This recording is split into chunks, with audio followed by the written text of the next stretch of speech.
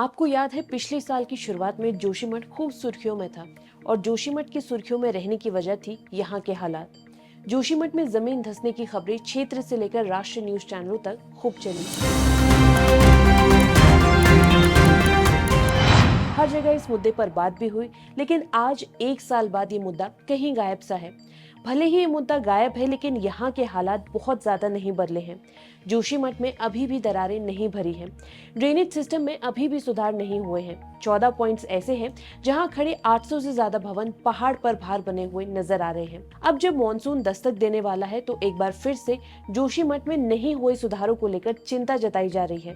सरकार ने भले ही जोशीमठ का नाम बदलकर ज्योतिर्मठ कर दिया है, लेकिन इससे यहाँ के बिगड़ते हालात सुधरते नहीं दिखाई दे रहे हैं। खैर, इस रिपोर्ट में हम आपको जोशीमठ में मौजूदा हालात के बारे में तो बताने की कोशिश करेंगे ही, इसके साथ ही इस रिपोर्ट में ये भी जानेंगे कि किस तरीके से सुधार कार्य को लेकर कई रिपोर्ट सामने आने के बाद भी हालात ज्यादा सुधरे नहीं हैं और कैसे मौजूदा हालात मॉनसून में जोशीमठ के लिए दिक्कत पैदा कर सकते हैं।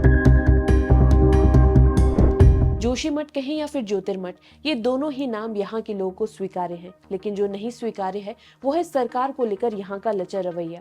बताया जा रहा है कि जोशीमठ में पहाड़ की स्थिरता को लेकर कोई ठोस कदम नहीं उठाया गया है और ये स्थिति तब है जब वैज्ञानिक इन सभी कामों को जल्द से जल्द शुरू करने की सिफारिश कर चुके हैं। जोशीमठ में भूधसाव की खबरें आने के बाद जब जांच की गई तो पहाड़ के भीतर 40 दरारें देखी गई थी। अब वैज्ञानिकों ने इन रिपोर्ट में क्या सिफारिशें जोशीमठ को लेकर की थी, उन पर तो हम आगे बात करेंगे, लेकिन फिलहाल जान लीजिए कि सरकार पर जोशीमठ पर ध्यान न देने का आरोप लगाया जा रहा है। यहाँ पर मुआवजे से लेकर विस्थापन तक की प्रक्रिया काफी धीमी पड़ी हुई बताई जा रही है। भूधसाव के दौरान जोशीमठ में 2300 से ज्यादा भवन पर सर्वे किया गया था। इन सर्वे को करने के बाद CBRI के वैज्ञानिक डॉक्टर अजय चौरसिया ने अमर उजाला से बातचीत करते हुए बताया था कि जोशीमठ में 14 पॉइंट्स ऐसे हैं जहाँ पर बने करीब 800 जर्जर भवन रेड फ्लैग हैं। उन्होंने कहा कि इन्हें ध्वस्त करके मलबा पूरी तरीके से साफ करने की जरूरत है ताकि पहाड़ के ऊपर से भार कम हो सके। यहाँ के लोगों को दूसरी जगह शिफ्ट भी किया जाना था, लेकिन इस मोर्चे पर भी बहुत ज्यादा काम होता हुआ नहीं दिखाई देता। इसके साथ ही 700 भवनों में मरम्मत भी की जानी थी। अब क्योंकि मॉनसून का आने का वक्त हो गया है तो ये आशंका जताई जा रही है कि यहाँ पर कई तरीके की दिक्कतें पैदा हो सकती हैं। वैज्ञानिकों ने अपनी रिपोर्ट में कहा था कि पहाड़ में समुचित ढंग से ड्रेनेज की व्यवस्था नहीं होने से खतरा बढ़ता है। मॉनसून में जर्जर भवनों को हटाने के साथ ही ड्रेनेज प्लान निर्मित करने और रिटेनिंग वॉल आदि का निर्माण जल्द से जल्द किए जाने की सिफारिश की थी। हालांकि अभी तक इस मोर्चे पर पूरी तरीके से काम नहीं हुआ है। अब मॉनसून आने के बाद यहाँ दिक्कतें बढ़ने की आशंका जताई जा रही है। मॉनसून में एक बार फिर से पहाड़ में भूधसाव का खतरा मंडराने की आशंका है। 2023 में जनवरी की कड़कड़ाती ठंड में अचानक से जोशीमठ में दरारें पड़ने की खबरें आई थी। पहाड़ों के भीतर से पानी का फव्वारा फट के निकलने के साथ ही सैकड़ों घरों की दीवारों और फर्शों में भी दरार आ गई थी। किसी तरह मकान खाली कराए गए और पहाड़ के लिए खतरा बने होटलों को ढहाकर मलबा हटाया गया। इसके साथ ही एक्सपर्ट्स की कई टीमों ने जांच की और इसके बाद नेशनल डिजास्टर मैनेजमेंट अथॉरिटी को रिपोर्ट सौंपी।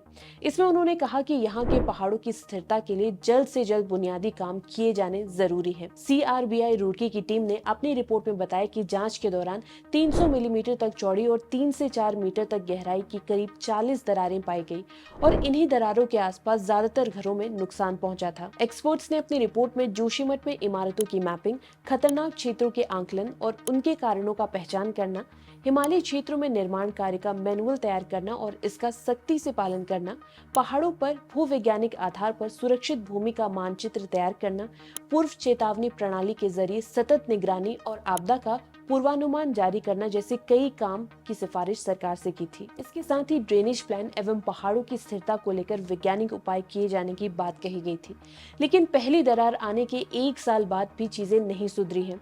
जोशीमठ में सुधार के काम नहीं हो पाए हैं और अब मॉनसून के दौरान यहाँ के रहवासियों को काफी ज्यादा दिक्कतों का सामना करना पड़ सकता है। अब देखना होगा कि सरकार कब जोशीमठ में सुधार कार्यों में तेजी लाएगी।